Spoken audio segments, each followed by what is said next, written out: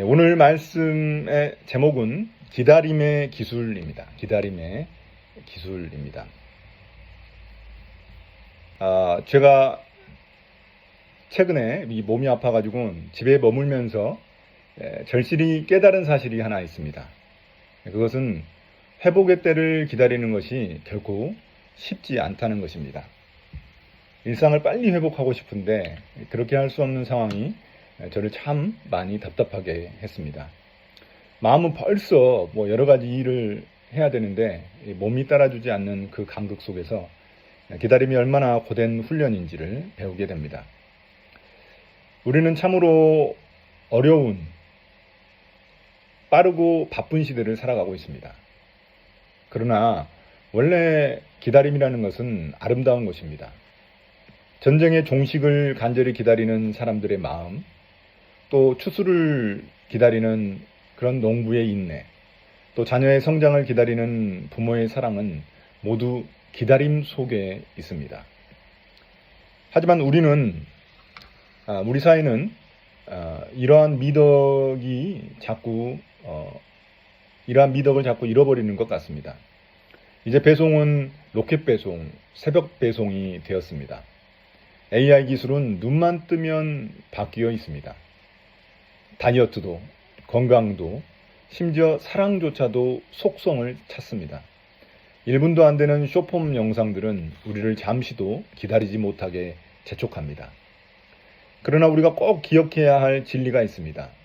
속성에는 결과물은 있을지 모르지만 이 속성이라는 단어에 결과는 있을지 모르지만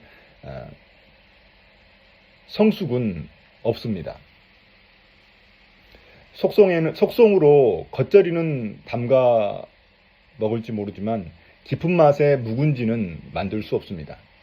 그래서 고속 성장이라는 말은 있어도 고속 성숙이라는 말은 없습니다. 속성으로 찍어내면 상품이 되지만 시간을 들여 빚어내면 작품이 됩니다. 우리 신앙에도 이러한 기다림의 기술이 필요합니다. 오늘 말씀을 통해서 우리가 배워야 할 기다림의 기술은 무엇인지 함께 생각해 보면 좋겠습니다. 우리가 함께 그 한 달간 퍼즐 조각을 맞춰서 완성한 그 노아의 방주 그림, 여러분 아시죠? 저희 교회에 갔었으면 봤을 텐데 그 그림 있습니다. 하나님은 인간의 죄가 그 가득한 세상을 홍수로 심판하셨습니다. 그러나 하나님의 본심은 항상 심판이 아니라 늘 회복에 있습니다. 그래서 하나님은 우리에게 방주라는 그런 살 길을 열어주십니다. 노아가 방주를 짓는데 들인 시간이 얼마일까요? 무려 120년입니다. 그 긴 세월 동안 노아는 비웃음을 견디며 하나님의 때를 기다립니다. 드디어 홍수가 일어나고 노아의 가족은 방주에 들어갑니다. 40일 밤낮 비가 쏟아지고 세상은 온통 물바다입니다. 좁고 그 동물들 냄새 나는 그런 방주 안에서 노아는 문득 이런 두려움을 느꼈을지 모릅니다. 하나님이 혹시 나를 잊으신 건 아닐까? 지금 내가 이렇게 배에 타고 있는 거 어떻게 잊으신 건 아닐까? 그리고 이제 나는 어디로 가야 될까? 이런 절망의 순간이 있었을 것입니다. 그때 오늘 말씀인 1절이 등장합니다. 8장 1절입니다. 그때 하나님이 노아와 방주에 함께 있는 모든 들짐승과 집짐승을 돌아보실 생각을 하시고 땅 위에 바람을 일으키시니 물이 빠지기 시작하였다. 여기서 세 번역 돌아보실 생각을 하시다는 것은 다른 성경에 보면 기억하다라고 번역합니다. 하나님이 기억하셨다는 것입니다. 그러나 하나님이 기억하셨다는 것은 단순히 뭔가를 잊고 계시다가 갑자기 떠오르신 게 아닙니다. 이것은 우리를 향한 약속을 지키기 위해 하나님이 행동을 계시하셨다라는 의미입니다. 그래서 어떤 일이 일어납니까? 하나님이 기억하시자 땅에 바람이 불기 시작하고 그 땅 위에 있는 물이 빠지기 시작합니다. 우리가 고난 중에 가장 힘들 때에는 결국 이 세상에 나 혼자뿐이구나 하는 그런 외로움과 두려움이 몰려올 때입니다. 그러나 하나님은 단 한순간도 우리에게서 눈을 떼지 않으십니다. 십자가의 피로 맺은 자녀라는 언약이 우리에게 있기 때문입니다. 서두르는 것은 내가 주인이라는 증거이지만 묵묵히 기다리는 것은 하나님이 주인임을 인정하는 우리의 예배가 됩니다. 하나님이 우리를 기억하신다는 믿음이 있다면 이제 우리는 어떻게 반응해야 할까요? 그저 아무것도 안 하고 그냥 누워만 있어야 할까요? 그냥 떡이 떨어지도록, 감이 떨어지도록 밑에서 그냥 입만 벌리고 있을까요? 오늘 말씀을 보면 노아는 그렇지 않았습니다. 6절에 보시면 40일이 지나자 노아는 창문을 열고 까마귀와 비둘기를 내보냅니다. 이 행동은 노아가 조급했다는 그런 말이 아닙니다. 노아는 하나님의 때를 분별하려는 그런 적극적인 기다림을 가지고 있었던 것입니다.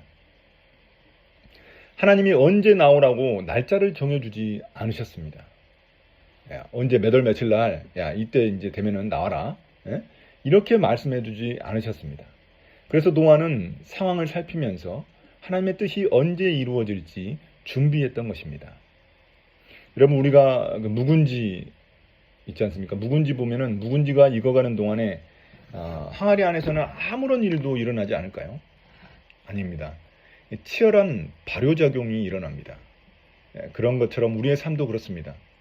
기다림의 시간을 통해 삶의 불순물을 거르는 그런 영적 발효의 과정을 거치게 되는 것입니다. 노아의 이 기다림 속에 하나님은 선물을 주십니다. 비둘기가 입에 물고 오는 싱싱한 올리브 나무 잎사귀입니다. 이것은 이제 곧 고난이 끝날 것이라는 소망의 증거입니다. 긴 기다림의 터널 속에서도 하나님은 우리를 그냥 내버려 두지 않으십니다. 우리 삶에 문득 찾아오는 그런 마음의 평안, 위로의 한마디가 바로 우리 인생의 올리브 잎사귀라고 말할 수 있습니다.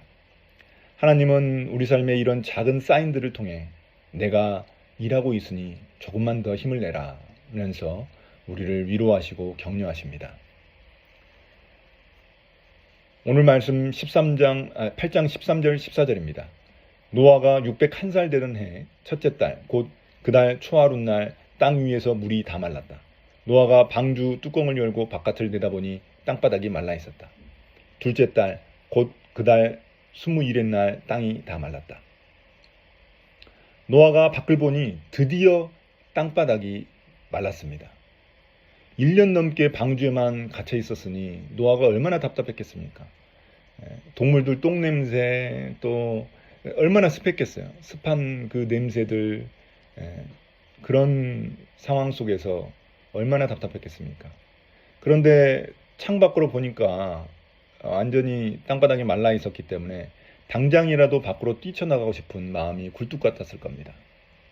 그러나 노아를 보십시오. 노아는 섣불리 움직이지 않습니다. 무려 2달을 더 기다립니다. 15절에 보셔야 이제 하나님은 방주에서 노아에게 나오라고 말씀하십니다. 노아는 자신의 눈보다 하나님의 입을 더 신뢰했던 것입니다. 방주에 들어갈 때도 하나님의 말씀에 따라서 들어갔습니다. 그런데 나오는 순간도 하나님의 말씀에 따라 말씀에 순종하여 나옵니다. 상황이 좋아 보인다고 해서 내 판단대로 섣불리 움직이지 않는 것, 하나님의 명령이 떨어질 때까지 기다리는 것, 이것이 바로 우리가 기다림의 고수가 되는 길입니다. 상황이 주는 그런 판단의 유혹보다 하나님이 주시는 확신을 더 소중히 여기는 우리가 되기를 소망합니다. 사랑하는 성도 여러분, 이제 오늘 말씀을 마무리하려고 합니다.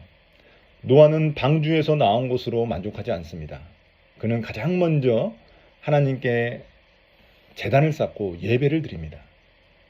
생존했다고, 이제 다 죽었는데 이제 자기와 가족들만 생존했다고 해서 기뻐하면서 이제 집을 지어야 되겠다 하고 집 짓거나 먹을 것을 구하러 뛰어다니지 않습니다. 놀랍게도 노아는 7쌍밖에 남지 않은 소중한 그런 정결한 짐승을 잡아 가장 귀한 것을 하나님께 바칩니다. 우리는 고난과 또 어려움의 긴 기다림 끝에 어떤 문제가 해결되고 나면 그동안 고생했으니 이제는 편하게 살아야지 하는 보상 심리에 빠지기 쉽습니다. 하나님보다 나 자신에게 먼저 보상하려고 합니다. 그러나 노아는 달랐습니다. 노아는 그 자신의 첫 마음을 하나님께 올려드립니다. 그러자 어떤 일이 일어납니까? 하나님이 그 예배의 향기를, 그 제사의 향기를 맡으시고 마음에 결정을 하십니다. 다시는 사람 때문에 땅을 저주하지 않겠다. 인간의 죄악을 보며 한탄하시던 하나님이 이제는 노아의 예배를 통해 위로를 얻으십니다. 노아라는 이름의 의미 그대로 그가 하나님께 안식과 위로를 드린 것입니다. 우리의 진실한 예배가 하나님의 마음을 감동시키고 세상을 회복시키는 무지개 언약의 통로가 됩니다.